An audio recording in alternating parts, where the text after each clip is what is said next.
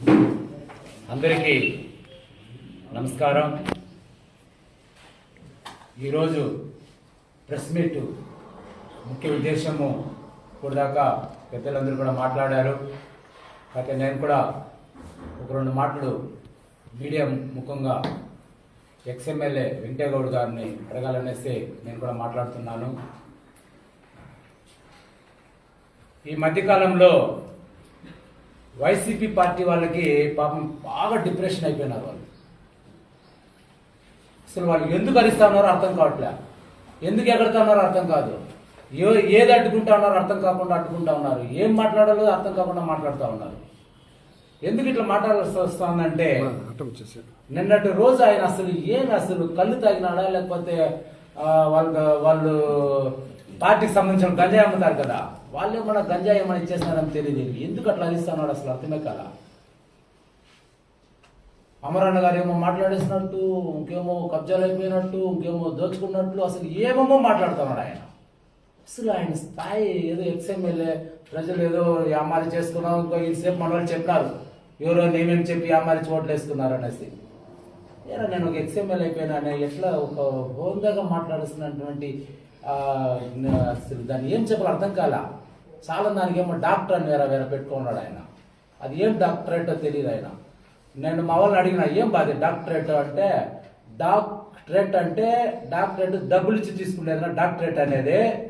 ఆయన అప్పుడు చెప్పి అన్యాయంగా సంపాదించిన డబ్బులతో డాక్టరేట్ తీసుకునేసి ఆయన ఇప్పుడు డాక్టర్ అనేసి చెప్పుకుంటూ ఉన్నాడు. ఆ మాటకి అసలు అది చాలా ఘోరంగా ఉంది, అసలు సంబంధం లేకుండా ఉంది. ఇకపోతే ఆయన అక్రమాల గురించి నిన్న ఏదేదో మాట్లాడారు. అయ్యా ఎక్స్ఎమ్మెల్యే వెంకటేగౌడ్ గారు, నీకు వయసు ఎంత నాకు తెలియదు, కానీ నువ్వు పుట్టక ముందు నుంచి ఆ కాలేజ్ దగ్గర పాపము ఒక షాప్ ఉండింది. బీసీ బిడ్డ, దళితులు. ఇంకోటి ఏమరా అంటే అది అక్రమం అంటావు. అది అక్రమమో సక్రమమో అధికారులు తెలుసుకుంటారు, నీ పని కాదు అది. నీ మారి ఎగరాలంటే నీకంటే ఎక్కువ ఎగరతాం మేము. నువ్వు నిజంగా మొగోడైతే నేను ఏదో వాగినావు కదా అక్రమాల గురించి, ఇక్కడ చర్చ్ ఎదురుగా అంగుళ్ళు అక్కడి నుండి పెట్రోల్ బంక్ దగ్గర అయితే మొగోడైతే నన్ను తొలగించే జేసీబీ తీసుకురా. నన్ను అన్నావు కదా ఏం పీక్కుంటారో పీక్కోనే, దీన్ని పీక్కు. నువ్వు ఏం మాట్లాడుతూ ఉన్నప్పుడు ఆలోచన చేసి మాట్లాడాలా. ఆ షాప్లో నేను తీర్చి చూస్తాము. నీ మారి మేము గొర్రె దాటము. ఎందుకు తెలుసా?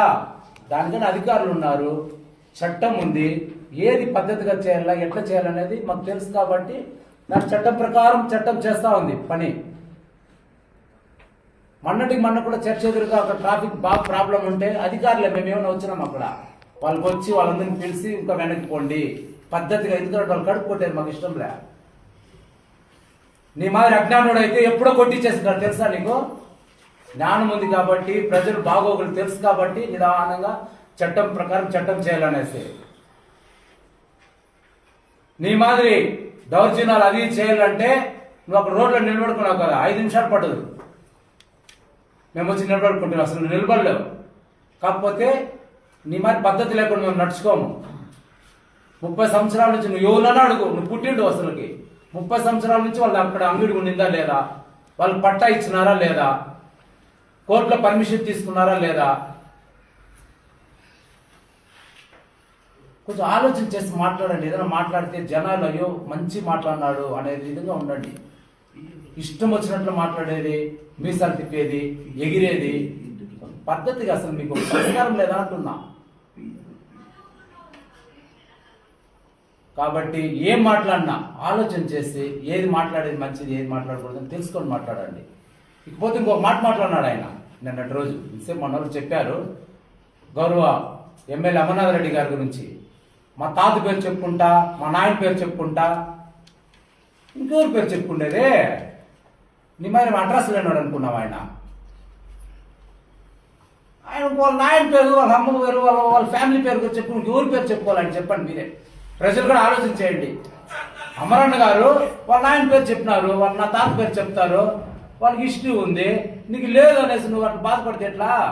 హిస్టరీ లేకపోతే ఏమైనా హిస్టరీ తెచ్చుకున్నట్లు డాక్టరేట్ తెచ్చుకున్నావు కదా డబ్బులు ఇచ్చే అమెరికన్నా తెచ్చుకోపోయి ఎవరికైనా బాడీకి ఇస్తారేమో. అమరాన్ గారు వాళ్ళ నాయన పేరు చెప్పుకుంటారు, నాయన పేరు చెప్పుకుంటారు తప్ప. ఇదేది భయ అన్యాయం ఇదే. కాబట్టి ఏది మాట్లాడినా పద్ధతిగా మాట్లాడండి. ఊరికే అతను పాపం బీసీ అతను. ఇంకోటి మెయిన్ ముఖ్యంగా ఏమనంటే ఈ ఎక్స్ఎమ్మెల్యే కూడా తెలుసుకోవాలా, ప్రజలు కూడా తెలుసుకోవాలా. ఎమ్మెల్యేకి పిఏ ఉంటారు, ఎమ్మెల్యేకి పిఆర్ఓ ఉంటారు, ఎమ్మెల్యేకి అభిమానులు ఉంటారు. అభిమానులు పిఏ అనేది, పిఆర్ఓని అభిమానులు అనేది తెలుసుకోండి ఫస్ట్. ఎవరు పిఏ ఇన్ఫర్మేషన్ యాక్ట్ కన్నా కట్టండి. ఎమ్మెల్యే అమర్నాథ్ రెడ్డి గారికి పిఏ ఎవరు అంటే ఎవరన్నా చెప్తారు. లేదా బస్ స్టాండ్లోనో లేదా మిట్టి పైన ఎవరిని అడిగితే ఎవరు పిఏ అంటే చెప్తారు. తెలిసి తెలియకుండా చదువు లేని వ్యక్తి మాది మాట చదువు లేదు ఉందో లేదో నాకు తెలియదు, కానీ చదువుకున్నట్టు లేదు చెప్తా ఉంటే. ఊరికే డాక్టరేట్ అని పెట్టుకున్నా కానీ పిఏకి పిఆర్ఓకి సంబంధం లేదు. తెలుసుకోండి ఫస్ట్. ఊరికే పిఏ పిఏ పిఏ అంటే అసలు బుద్ధి ఉంటే మాట్లాడతారా? ఇంకా మేము మాట్లాడాలంటే ఇంకా చాలా మాట్లాడగలుగుతాము, కానీ సమంజసం కాదు కాబట్టి కొంచెం కంట్రోల్ చేసుకుంటా ఉన్నాం. మీరు చూస్తారు మీడియా వాళ్ళు కూడా ఏదో వస్తుంది మళ్ళీ ఆపేస్తాడు ఏదో వస్తుందని.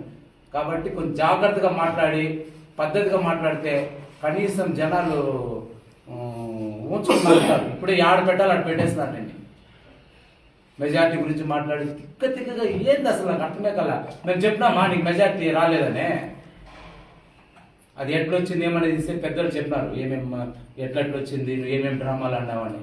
సరే నీ బాధ ఏదో పడినావు, అయిపోయింది, సంపాదించుకున్నావు, కోర్టుకు పోయినావు, చేతులు కట్టుకున్నావు, ఇంకా చాలా ఉంది నీ కథ. అవంతా చెప్పించుకోవాలంటే నువ్వు మళ్ళీ మళ్ళీ రిపీట్ చేయండి. అందరికీ నమస్కారం. నిన్నటి దినము వైఎస్ఆర్సీపీ నియోజకవర్గ విస్తృత స్థాయి సమావేశంలో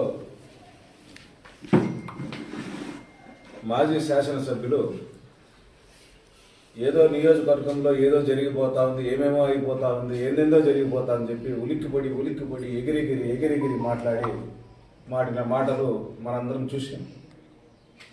ఏందో కంకర్ గురించి మాట్లాడినాడు, ఇసుక గురించి మాట్లాడినాడు, ఇంకోటి ఏదో షాపింగ్ కాంప్లెక్స్లో షాపింగ్ రూముల గురించి ఏదో మాట్లాడడం జరిగింది. సరే, కంకర్ విషయాన్ని తీసుకొని వస్తే కంకర్ మిషన్ని అక్రమంగా లాక్కునింది ఎవరని చెప్పి నేను ఈ పత్రికా విలేకరుల సమావేశంలో అడుగుతా ఉన్నాను. చెక్కులు ఇచ్చింది ఎవరు, చెక్ బౌన్స్ అయింది ఎవరు, కోర్టుకు తిరుగుతా ఉండేది ఎవరు? నీదే కంకర్ అయితే, నీకే పర్మిషన్ ఉంటే మా ప్రభుత్వం వచ్చిన వెంటనే రాత్రికి రాత్రే ఎందుకు మిషన్లు ఎత్తుకుని వెళ్ళిపోయినావు? నీదే కంకర్ అయితే, నీదే క్వారీ అయితే, నీదే అన్ని పర్మిషన్లు ఉంటే రాత్రికి రాత్రి ఎందుకు ఎత్తుకొని పోవాల్సిన అవసరం వచ్చింది అని ఒక ప్రశ్న అడుగుతుంది.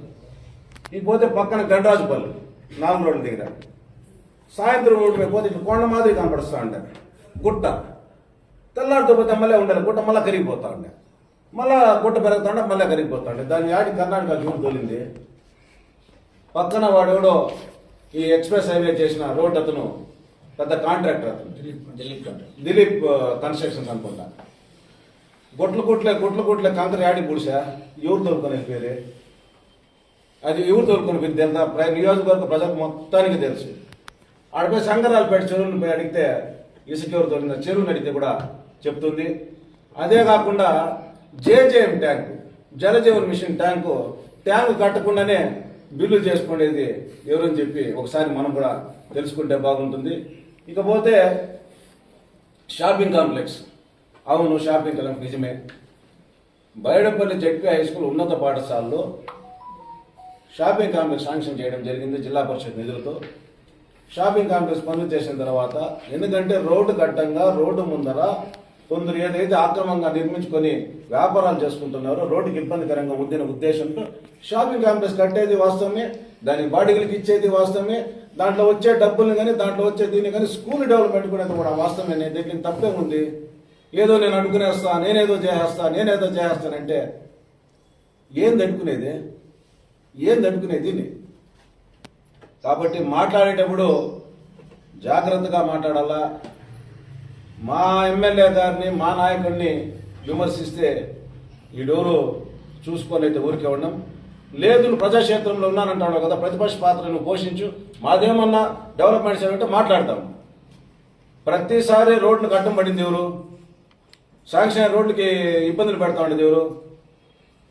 మా మా కైకల్ రోడ్ ఏదైతే రామచంద్రం రోడ్డు ఉందో ఆ రోడ్ని అడిగితే పెట్టి ఎవరు కంకర తోలుకొని పోయింది? కంకర ఎవరు తోలింది కూడా ఒకసారి అడిగితే ఆ గ్రామాల్లో పోయి అడిగితే చెప్తారు ఎవరు తోలింది కంకర అంటే రోడ్డుకు తోలిండే కంకర్ని.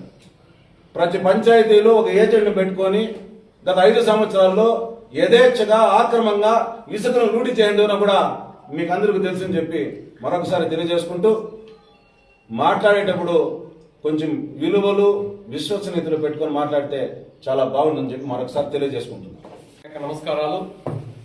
నిన్న మాజీ శాసనసభ్యులు వెంకటేగౌడ్ గారు వాళ్ళ పార్టీ మీటింగ్ పెట్టి మొత్తం తెలుగుదేశం నాయకులు, ముఖ్యంగా మా ప్రీతం నాయకులు పలమనేరు శాసనసభ్యులు అమరన్న గారి గురించి హేళనగా మాట్లాడాడు. అయ్యా వెంకటేగౌడ్ గారు, మా నాయకులు అమరన్న గారు గ్రామ స్థాయి నుంచి సర్పంచ్ స్థాయి నుంచి మంత్రి స్థాయిగా వచ్చిన రోజు కూడా ఏ ప్రతిపక్ష నాయకుడిని అమర్యాదగా మాట్లాడడం కానీ, ఎక్కడ నువ్వు నువ్వు నువ్వు అని సంబోధించడం లేదు. నేను కూడా మిమ్మల్ని నాకన్నా వయసులో చిన్నవారైనా మీరు మాజీ శాసనసభ్యులు అని సంబోధిస్తున్నా. ఎందుకంటే మనం ప్రజల్లో ఉన్నాం, ప్రజాక్షేత్రంలో ఉన్నాం. విలువలతో కూడిన మన యొక్క మాట తీరు అనేది చాలా ముఖ్యం. మీరు మాట్లాడిన మాటలు మీడియాలో చూసిన వ్యక్తులందరూ నవ్వుకుంటున్నారు. మీ తండ్రి వయసు కన్నా పెద్ద వయసు కలిగిన ఒక గౌరవప్రదంగా ఉండే శాసనసభ్యులు, ఎక్కడ అవినీతి ఆరోపణ లేకుండా మచ్చలేని నాయకుడు మా అమరన్న గారు. అలాంటి నాయకుడి మీద నువ్వు ఏదో నేను మాట్లాడితే ఇది ఒక పెద్ద స్టేట్ న్యూస్ అవుతుంది, నేనేదో పెద్ద హీరో అవుతాను అని మీరు మాట్లాడడం ఎంతవరకు సమంజసం అని చెప్పి కూడా మేము ప్రశ్నిస్తున్నాం. తర్వాత మీరు ఆక్రమణలో భూముల దోపిడీ గురించి మాట్లాడారు. మాజీ శాసనసభ్యుల వారు భూముల దోపిడీ గురించి, గంగవరం మండలంలో భూముల దోపిడీ జరుగుతూ ఉంది అని మీరు మాట్లాడారు. చెప్పండి, ఏదైనా మీ దగ్గర ఆధారం ఉందా? ముఖ్యంగా మీరు మాట్లాడింది 30 కోట్లు విలువైన 346/2 సర్వే నెంబర్ గురించి మీరు మాట్లాడారు. 346 మీ ప్రభుత్వంలో మీరు శాసనసభ్యులుగా ఉన్న సమయంలో పలమనేరు నియోజకవర్గంలోని గంగవరం మండలం గంగవరం రెవెన్యూ గ్రామ దాఖలాలో 346/2A ఉన్న వంకపరంబోకు భూమిని అప్పటి కలెక్టర్ గారు ప్రొసీడింగ్స్ ఇవ్వడం మీ ప్రభుత్వంలో జరిగింది, అవునా కాదా? తరువాత అదే భూమికి సంబంధించి అగ్రిమెంట్, ఈ అగ్రిమెంట్ ఎవరు చేసుకున్నారు? మీరు మాజీ ఎమ్మెల్యే గారు, మీరు బీ ఫార్మ్ ఇచ్చి ఎంపీటీసీగా గెలిపించుకున్న వ్యక్తికి ఇదే భూమి అగ్రిమెంట్ అయింది, వాస్తవం కాదా? తర్వాత అగ్రిమెంట్ తర్వాత అదే భూమిని మీ ఎంపీటీసీ వైఎస్ఆర్సీపీ ఎంపీటీసీకి రిజిస్ట్రేషన్ అయ్యింది, వాస్తవం అవునా కాదా వెంకటేగౌడ్ గారు? ఇవన్నీ మీ హయాంలో జరిగాయి. మీ హయాంలో మీరు కూడా ఆ భూమి కోసం ప్రయత్నించారు. మీరు కూడా ఆ భూమి కోసం ప్రయత్నిస్తే మేము ఇతనికి ఆ భూమి ఇస్తే మాకు డబ్బులు ఇస్తాడో ఇవ్వడో, ఆల్రెడీ చెక్ బౌన్స్ కేసుల్లో కోర్టు చుట్టూ తిరిగే వ్యక్తి మాకు డబ్బులు ఎక్కడిస్తాడు, అతనికి ఆయన పక్కలో ఉండే అనుచరులకి మనం ఈ భూమి అమ్మకూడదు అని మీ పార్టీకి సంబంధించిన వాళ్ళే వేరే వాళ్ళకి ఏదో అమ్ముకున్నారో, వాళ్ళు ఏం చేసుకున్నారో మాకు కానీ మా శాసనసభ్యులకు కానీ ఎక్కడైనా సంబంధం ఉందని నిరూపిస్తే దేనికైనా మేము సిద్ధమని చెప్పి కూడా తెలియజేస్తున్నాం. కాబట్టి దోపిడీ కేర్ ఆఫ్ అడ్రస్ వైకాపా. మీరు మా వైసీపీ వాళ్ళు దోపిడీ అనబోయి టీడీపీ వాళ్ళని పొరపాటుగా మీరు మాట్లాడినట్టున్నారు వెంకటేగౌడ్ గారు. ఒకసారి సరిచూసుకోండి బ్రదర్ అని చెప్పి కూడా నేను తెలియజేస్తున్నాను. ముఖ్యంగా దోపిడీ దోపిడీ అనుకుంటూ మాట్లాడతాడు. గంగవరంలో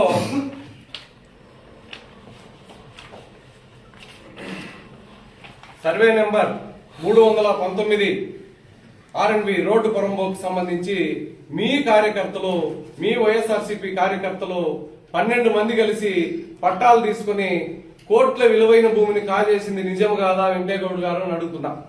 దీనికి మీరు ఏ రకంగా సమాధానం చెప్తారని చెప్పి కూడా నేను ప్రశ్నిస్తున్నా. అదే మాదిరిగా గంగవరం హై స్కూల్ పక్కలో ఈ మధ్య కాలంలో ఒక ఎర్ర బంకు వెలిసింది. అది రాత్రికి రాత్రే పుట్టుకొచ్చిందా తెలియదు. బినామీ పత్రాలు సృష్టించి ఇప్పుడు ప్రస్తుతంగా ఉన్న గంగవరంలో ఒక కీలకమైన పదవిలో ఉన్న వ్యక్తి కుమారుడు ఈ బంకు పెట్టింది వైకాపా లీడర్ అని చెప్పి మీకు తెలుసా వెంకటేగౌడ్ గారు నేను అడుగుతున్నా. వీటన్నిటికీ మీరు ఏం సమాధానం చెప్తారు? మేము విత్ ప్రూఫ్స్ తో మీకు పత్రికా మీడియా సోదరుల ద్వారా నేను తెలియజేస్తున్నా, ప్రశ్నిస్తున్నా వెంకటేగౌడ్ గారిని. అదేవిధంగా శరణార్థులు శ్రీలంక నుంచి అక్కడ తలదాసుకోవడానికి ఇక్కడ మన పలమనేరుకు వచ్చి గంగవరంలో శ్రీలంక కాలనీ దగ్గర ఉన్న శ్రీలంక కాలనీ వాళ్లకు కేటాయించిన భూమిలో వాళ్ళని బెదిరించి వాళ్ళని ఖాళీ చేయించి అక్కడ ఉన్న స్థలాన్ని ఆక్రమించి మీరు పార్టీ ఆఫీస్ కట్టింది నిజం కాదా అడుగుతున్నా నేను. వెంకటేగౌడ్ గారు సమాధానం చెప్పగలరా? ఇంకా ఎన్నో ఉన్నాయి మాట్లాడాలంటే.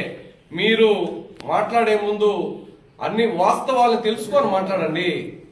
దోపిడీ చేశామని మా నాయకుల మీద మీరు మాట్లాడే స్థాయి మీది కాదు.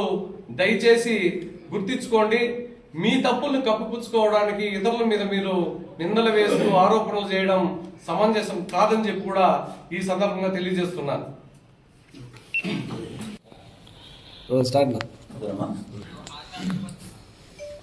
అందరికీ నమస్కారం. నిన్నటి రోజు వైసీపీ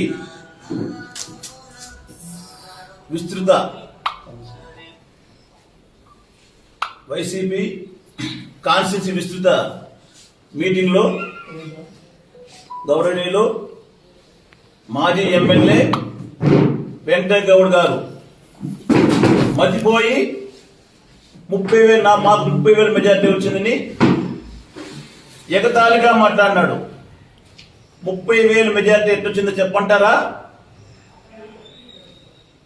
ఇతను వీకోటలో పోతే వక్కలిగిరి అంటాడు, బయటపల్లిలో వస్తే నేను మీ బీసీ అంటాడు, గంగవరంలో వస్తే ఓటర్స్ దగ్గర పోయి నేను మీ గౌడు నేను మీ కురబ గౌడు మీ బీసీ అని 2019లో నువ్వు ఓట్లు వేసుకొని 30,000 మెజార్టీని డంపుకుంటున్నావు.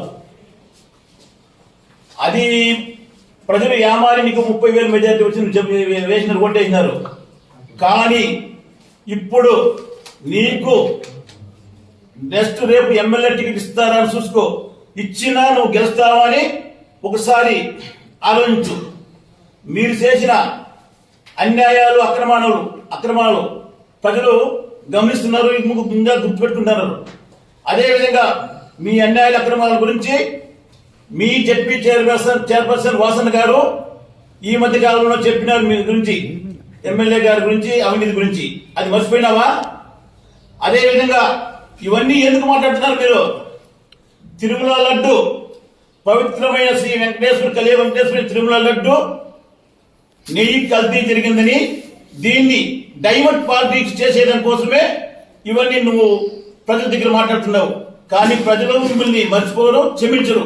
కాబట్టి ఏదైనా మాట్లాడేటప్పుడు తెలిసి అభివృద్ధి గురించి మాకు చెప్పు, పర్వాలేదు చేస్తాం. లేనిపోయి అవాకు జవాకులు మాట్లాడితే అది కరెక్ట్ కాదని కోరుకుంటున్నాం. జై హింద్, జై తెలుగుదేశం.